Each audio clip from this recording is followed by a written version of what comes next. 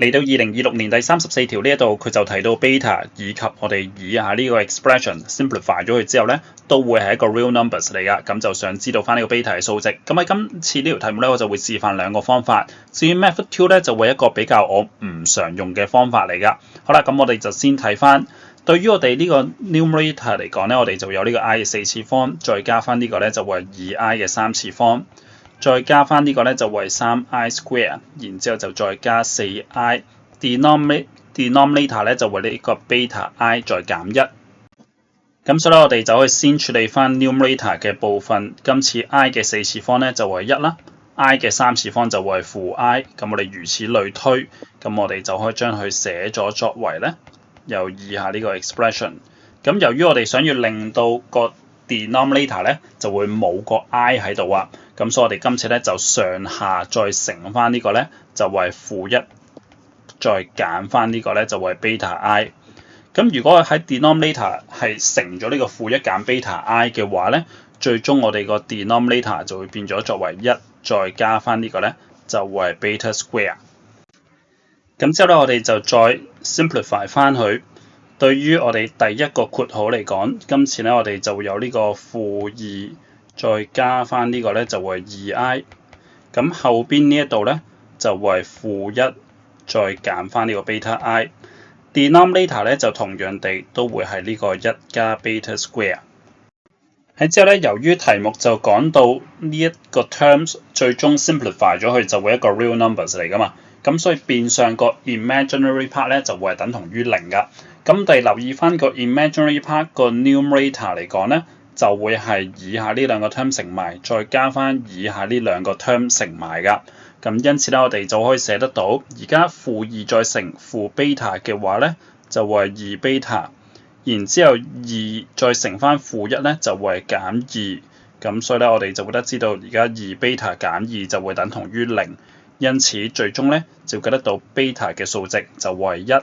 所以個答案咧就自然會係等同於呢個 C 啊。咁之後咧，亦都會示範翻呢個 method 1啊，亦即係話當我見到呢一類問法嘅時候，我會點樣處理？留意翻，其實而家咧佢就問你 beta 係邊一個數值係可以令到佢會變咗作為一個 real number 啊嘛。而題目亦都已經俾咗 beta 可以揀嘅數值俾我哋睇㗎啦，就即係話 beta 咧，你一係就會係負2，一係 beta 咧，就會係等於負1，一係 beta 咧就會係等於1，或者呢個 beta 咧就會係等同於2。而家咧我就檢查翻到底邊一個 beta 嘅數值係可以令到我哋以下呢個 expression 咧就變咗作為呢個 real number。咁同學咧亦都可以留意翻部計數機。今次咧我哋就先轉翻呢個 mode 2，就會係 complex mode。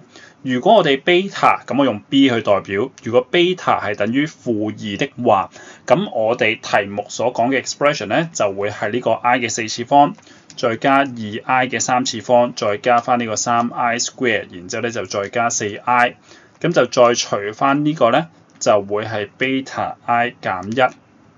咁撳咗出嚟嘅時候咧，你要見得到右上角有以下呢個符號啊。